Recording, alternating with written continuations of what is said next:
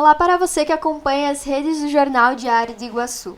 Hoje estamos aqui para mais um Talk in DI, dessa vez com Fabiana Ribas, que participou do lançamento de um livro. Fabiana, seja muito bem-vinda aos estúdios do Diário de Iguaçu. Bom dia, obrigada pelo convite. Eu trabalho com terapia de família e de casal, né? E trabalho dentro da área de orientação familiar, que é uma área muito ampla. E a gente trabalha orientando as famílias como lidar com as suas situações desafiadoras no dia a dia. Então, além de olhar para a família como um todo, a gente vai olhar para as questões também necessárias de auxílio, de condução dentro do sistema familiar. Certo, então, você disse que esse livro foi feito em conjunto, né? Que você participou da criação de um dos capítulos. Como que foi fazer esse livro em conjunto com outros autores também dessa área? Sim, o livro Orientação Familiar, volume 4, ele trata de situações desafiadoras. Então, são vários profissionais, né, que estão reunidos ali, pensando na saúde mental dentro do âmbito familiar. Então, todas as situações que a gente imagina que são desafiadoras dentro do sistema familiar foram abordados dentro dos capítulos do livro. Então, a gente tem capítulos falando sobre ansiedade, sobre depressão, sobre luto, sobre vivências desafiadoras dentro do sistema familiar que geram dificuldades, né? De fato, assim, como é que a gente mantém a família diante dessa dor, desse problema, dessa situação. E sobre o que, em específico, trata o seu capítulo em si? Eu trabalhei no capítulo que eu escrevi um assunto bem difícil. Não é difícil de se saber dele, mas de fato de organizar ele no sistema familiar, que são as altas habilidades. Né? As altas habilidades, elas têm tomado uma proporção maior, até porque alguns famosos vêm se identificando como altas habilidades, e aí isso faz com que as pessoas comecem a pensar e falar a respeito. Mas as altas habilidades, antigamente, né, vamos pensar assim, ela ficava mais dentro de um lugar de superdotação. Então, a gente tem a superdotação e tem as altas habilidades. Inclusive, se a gente for buscar a definição de altas habilidades e superdotação vai estar junto. Só que tem uma diferença muito grande. E, na verdade, a grande maioria, né, a maioria das pessoas são altas habilidades, não superdotadas. Qual é a diferença? Uma pessoa com superdotação, de fato, ela vai ter um QI alto, bem alto, e ela vai ter uma condição de elaborar muito bem várias áreas. Já alguém com altas habilidades nem sempre tem um QI alto, mas tem uma condição de talento específico para uma área. Que ela pode ser intelectual, ela pode ser acadêmica, ela pode ser lógico-matemática, motora, criativa. E por conta disso, é confundido às vezes com outros espectros, né? Como autismo, TDAH. Como que faz para separar esses diagnósticos? O separar é o mais complicado, né? Porque, na verdade, ela caminha dentro das altas habilidades junto com outras questões que nem sempre uma criança altas habilidades ou um adulto altas habilidades vai ter uma dupla excepcionalidade. O que seria uma dupla excepcionalidade? Altas habilidades com TDAH, altas habilidades com uma dislexia, uma dispraxia, enfim. Né? A gente tem essa condição também. Mas, às vezes, é só altas habilidades, mas como apresenta várias características e que parece ser, mas não é, todo o resto, fica muito confuso. Né? Porque altas habilidades não é um diagnóstico. A gente não tem um diagnóstico sobre altas habilidades. Existe um processo de avaliação. Esse processo de avaliação vai identificar uma condição de altas habilidades, porque não tem um CID, então não se torna um diagnóstico. E isso também dificulta muito, dificulta o manejo, dificulta daqui um pouco o tratamento e assistência médica, a assistência dentro das escolas, porque como não é um diagnóstico, é uma condição, ainda não se tem uma política definida em relação a isso. E aí acaba dificultando também acesso a tratamento, digamos assim. Porque uma criança com altas habilidades, ou um adulto com altas habilidades, vai ter que ter algumas questões a serem tratadas, né? Vai precisar fazer terapia, essa criança, de fato, para poder ir se entendendo e conseguindo lidar consigo mesma. Algumas crianças vão precisar de auxílio no sentido de desenvolvimento de habilidades motoras, né? Habilidade motora fina, motora grossa. Então, são várias questões que precisariam de um auxílio mais especializado. E nesse teu capítulo você especifica como os pais podem buscar ajuda, como que eles podem lidar com essa condição? Dentro do capítulo, a gente vai discorrendo o que é, porque a gente não tem dentro das autossabilidades um estereótipo, né? Não diz assim, vai ter esse jeito aqui, vai fazer isso aqui, vai ser isso aqui, como no TEA. O TEA, quando você pega, digamos assim, nível 1 de suporte, nível 2 e nível 3, já tem uma descrição do que esperar, né? Que aí é o CID. Tem as características que você já imagina sobre. Já dentro das autossabilidades, a gente tem uma ideia sobre essas características. Digamos assim, a gente já sabe que uma criança com autossabilidades, ela vai ser mais impulsiva, né? Ela vai ter uma condição de raciocínio ou fala antecipada, né? Vai falar antes, vai caminhar antes, vai ter os marcos de desenvolvimento antecipados. Isso é um clássico, é o que acontece geralmente. Mas as outras coisas que acontecem dentro disso, cada uma é uma. Cada uma funciona de um jeito, cada uma vai ter uma forma de apresentar as altas habilidades. E aí é importante pensar que uma criança com altas habilidades nem sempre vai bem em matemática e português. Às vezes, essa criança vai ir muito mal na escola. Mas não é porque ela não queira aprender ou porque ela seja preguiçosa. Ontem eu atendi um adulto que tem altas habilidades. E ela disse que quando ela ia na escola, chamavam ela que ela tinha preguiça mental. E ela é uma potência.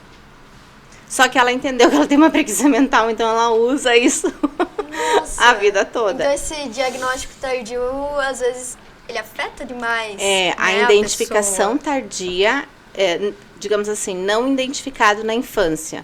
Não tendo o manejo correto na infância, o auxílio necessário que é para o desenvolvimento da sua potencialidade. Porque as altas habilidades é uma potência que você tem. Então, você usando a potência de forma adequada, você, vai longe. Agora, não usando, você deforma, né? Como qualquer outra coisa. Vamos pensar que você pega um calçado muito bonito, mas esse calçado, ele é maior do que teu pé. Em pouco tempo, ele está todo torto. É do mesmo jeito. Sim. Ele vai deformando. Então, chega na vida adulta, essa pessoa que não identificada na infância, ela já está deformada, porque ela não entende da potencialidade dela. Ela vai entender só da inadequação, daquilo que ela não é boa, daquilo que ela não faz direito, daquilo que ela não consegue. Muitas vezes ela se vê burra, ela se vê de um lugar muito ruim, porque gerou muito trauma não identificar. Então, a ideia de identificação na infância, a percepção da família e olhar com muito cuidado sobre a alta habilidade é para quê? Para que isso que de fato é uma potência, seja uma potência para a vida. Não, de fato, algo que vai deformar essa criança para o resto da vida dela. Sim. E você falou que tem esses passos, né? Que a pessoa com altas habilidades geralmente vai ter. Mas e quando a pessoa não tem, é mais difícil, né? Como que os pais podem procurar o diagnóstico, tendo poucos a identificação para ajudar o desenvolvimento da criança, né? Sim. Mas a identificação, a escola vai começar a exigir. Porque essa criança, se ela não for muito, muito, muito quietinha na escola, ela vai começar a dar problema. E a escola começa a chamar. Então, quando entra ali quando essa criança começa a entrar dentro das relações sociais, isso fica mais ampliado. Mais claro para a família, né? Exato, porque a criança com altas habilidades, geralmente, isso é geralmente, não é, né? Ela tem uma dificuldade social. Ela tem uma dificuldade em relacionamento. Por quê? Tem uma coisa chamada assincronia dentro das altas habilidades, que é, eu tenho uma criança com uma faixa etária cronológica, 10 anos.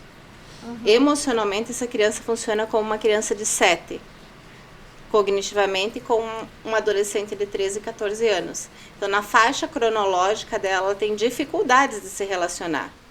Então, ela vai começar a apresentar problemas. Então, uma criança com altas habilidades vai ter sempre essa condição, assim, de 3 anos a menos na questão social e emocional, 3, 4 anos a mais na questão cognitiva. Então, na faixa etária dela, na cronologia dela, ela vai ter questões bem difíceis de lidar. E aí, a escola começa a chamar. Então a escola começa a reclamar, começa a chamar, essa criança é mais agitada, essa criança é mais impulsiva, essa criança não para tanto, é mais difícil, não escuta, né? Chamam, geralmente as pessoas dizem, é uma criança muito teimosa. Não necessariamente ela é teimosa. Ela tem uma rigidez cognitiva, que é outra coisa. Mais uma coisa. A rigidez cognitiva é assim, se ele disser que isso aqui é pedra. E ele vai ficar ali naquilo ali até você provar que não é. Que é outra coisa. Aí que vem a teimosia que você disse. Que aí parece uma teimosia. Mas de fato é uma rigidez. A cognição tem uma dificuldade de, ok, tá bom, vamos flexibilizar isso. Né? Até porque é um cérebro diferente. Tem uma modificação cerebral também dentro das altas habilidades. E essa modificação cerebral faz com que tudo fique mais aguçado, porque tem um sistema límbico que funciona mais, então uma neurocepção maior. Então, essa criança ela vai chegar aqui neuroceptando tudo. O que é neurocepção? É como os antigos falavam, que é aquela questão de... Ai, tô sentindo isso, tô sentindo aquilo, né? Como que é o nome da palavra agora que eu esqueci? Mas a intuição. Que parece intuição. Um sexto sentido. É neurocepção o nome disso. É um sistema límbico que lê o ambiente. Então, microexpressões, aquilo que às vezes a gente não fala, mas a gente está pensando, o altas habilidades está ali percebendo. Ele está lendo o ambiente. Então, ele tem esse sistema cerebral também diferente. Um frontal muito maior, uma mielinização maior também, uma sinapse mais acelerada. Então, eu criei uma metáfora, inclusive está no livro, no capítulo, que é pensar como se fosse uma grande cidade, assim, uma metrópole com muitas ruas, muitas avenidas, com um trânsito caótico e sem governança. Esse é o cérebro de um altas habilidades, por isso que é impulso rápido, assim, né? Ele pensa, faz. Ele não consegue fazer o movimento de pensar, parar, avaliar e seguir. Não, ele pensou, fez. Então, você está trepado numa janela, quando se diz não pule, já caiu. Olha só. Porque não tem o governador não funciona, que é o frontal. Nosso frontal, ele tem a condição de tomada de decisão e desse freio. Vamos pensar que não tem um freio. Não tem essa facilidade para organizar. Exatamente. Assim, então. Tu pega uma criança típica, você tira ela do carro e você desespera aqui. Ela vai descer e ficar do teu lado, paradinha. Porque ela entende que talvez seja perigoso. Uma criança altas habilidades, porque um centro de impulso é muito maior, você vai dizer, para aqui, ela vai até parar, olhar para ti, mas se ela encontrar uma coisa legal lá do outro lado da rua, ela vai chamar a atenção. Ela foi. É o centro de impulso. Ela foi e acabou. Então, são várias coisinhas, né, que acontecem com uma criança e uma família, com uma criança com altas habilidades, que no dia a dia a família vai se adaptando e vai manejando, assim, do jeito que consegue. Só que é muito cansativo para os pais. É estressor para os pais. Leva os pais à exaustão, porque às vezes essa criança dorme pouco, demora muito para dormir, acorda com facilidade. Então, é sempre de um lugar muito estressor. Por isso que se torna tão desafiador dentro da família. Primeiro, eu não sei como manejo essa criança. Acho que eu faço tudo errado. Não sei fazer. Sou péssimo como pai, sou péssima como mãe. E segundo, que eu estou muito cansado, porque o dia começa intenso e termina intenso. Não é, é muito forte tudo, o tempo todo. Então se torna muito cansativo. E como é uma criança que não tem estereótipo, as pessoas muitas vezes taxam essa família e esses pais. Primeiro, a criança como mal educada, sem limites, os pais não sabem educar. E os pais como incompetentes, inabilidosos, que não dão limites, muito permissivos. E nem sempre é isso. Às vezes é uma condição que não foi diagnosticada ainda, né? Os pais não têm essa noção. Não foi feita a identificação. Não feita a identificação, eu não tenho manejo. E também não sei como lido. Então, aí quando eu vou para a área pública, digamos assim, para o social, o que acontece? Eu só vou para o julgamento. Então, eu começo a me isolar. Eu não vou mais. Eu não vou mais com a família, porque falam mal do fulaninho. Não vou mais não sei o quê. E porque não sabe se defender, porque não sabe o que está acontecendo ali. Entendi. Né? É diferente. Porque quando você sabe, é uma família que tem uma criança ateia, você já sabe o que esperar, né? E aí as pessoas têm até uma compaixão. Altas habilidades, como não tem essa identificação, é só mais um mal educadinho ali. Nossa, então começa assim desde cedo, se a família não identifica, acaba ficando a criança com todos esses estereótipos que você acabou de falar.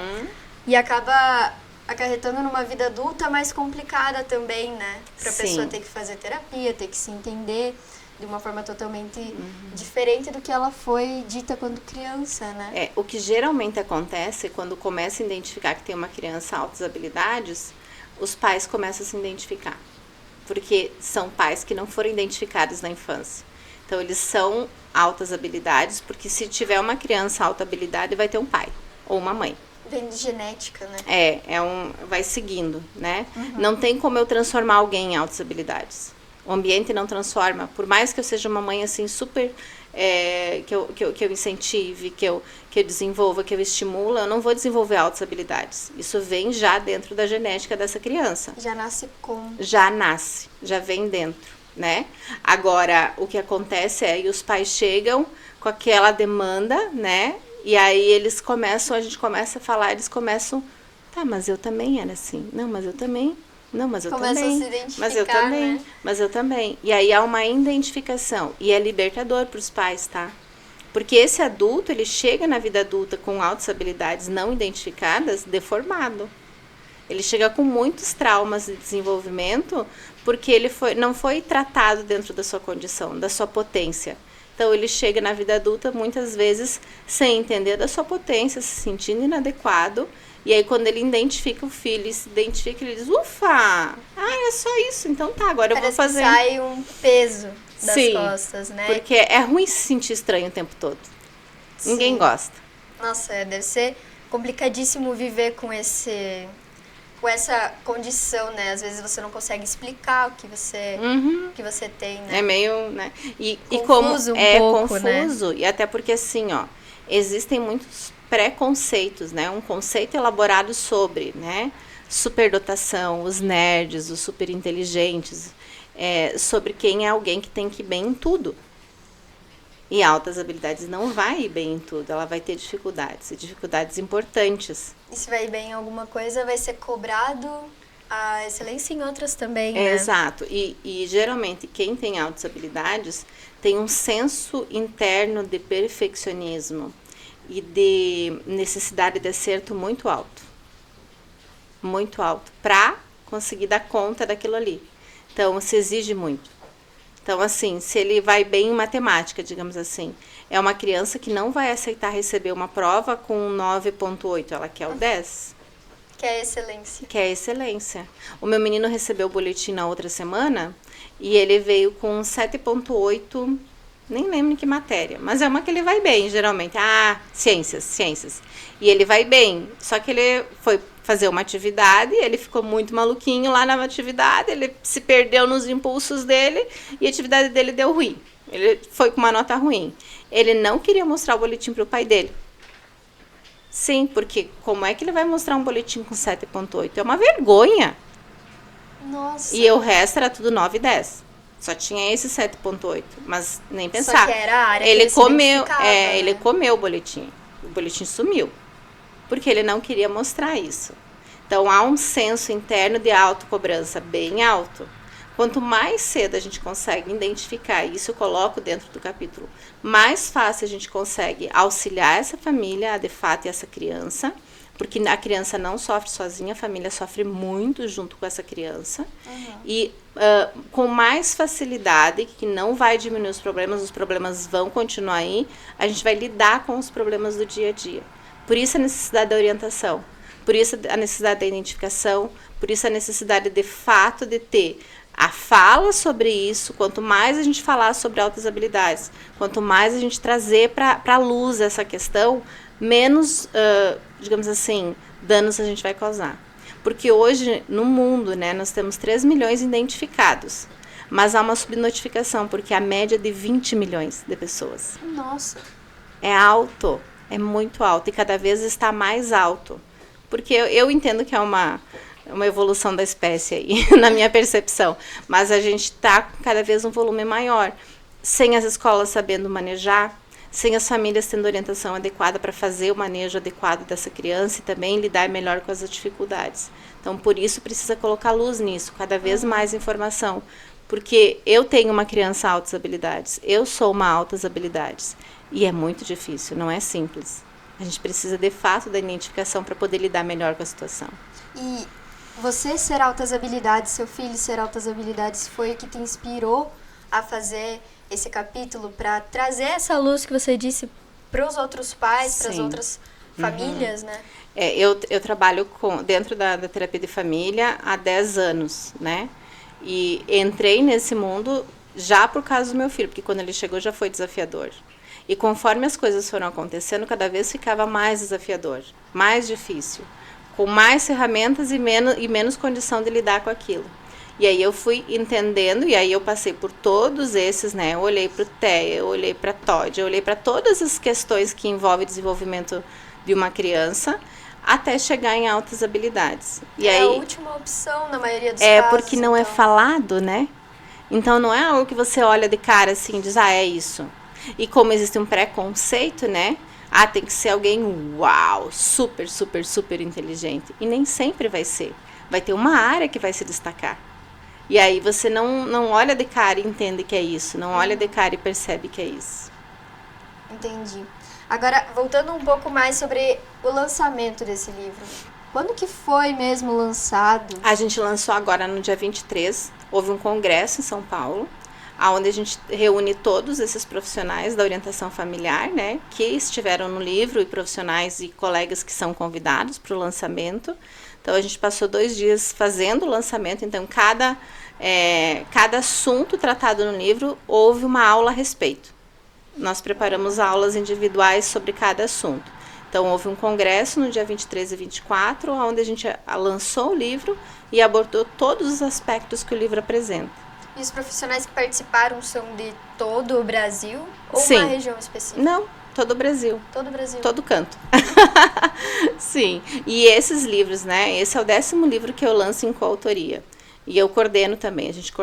Eu coordenei Pais em Construção, que foi lançado ano passado. Estou coordenando o Afeto Transforma, que a gente vai lançar no final do ano também. Todos esses livros a gente capta profissionais com muita experiência e com uma condição de realmente contribuir, né? Com a situação que está sendo, a temática que está sendo tratada no livro. Então, ele se torna um livro muito rico, porque são vários olhares sobre a mesma questão. E onde que a população pode encontrar esse livro? Ele já está disponível para ser comprado? O lançamento aqui em Chapecó vai acontecer agora no final do mês. Sim. Né? A gente vai... E geralmente eu faço o lançamento na Leture. Então é só acompanhar minhas redes sociais ali que eu vou estar divulgando nas redes sociais. Mas vai ficar aqui em Chapecó disponível para compra na Leture. Ou comigo. Aproveitar e divulgar o seu Instagram para quem for assistir? É fabianaribas.terapeuta. É @fabianaribas.terapeuta.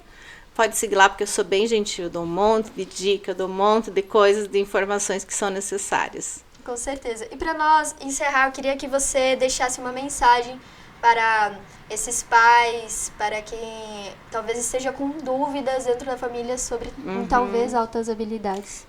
Eu vejo que a mensagem mais importante se você tem dúvida, vai buscar identificar.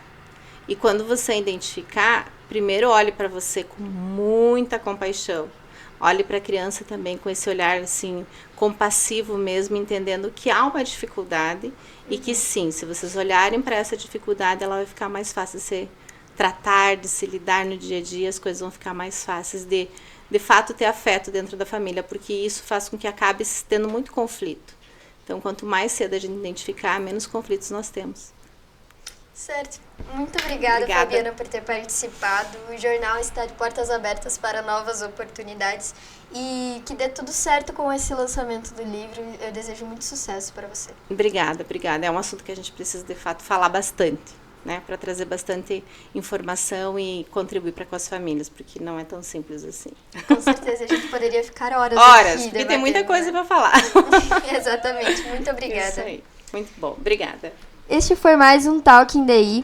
Para que você se mantenha informado, acompanhe o nosso site diregional.com.br e o nosso Instagram, @Diário do Iguaçu. Até mais!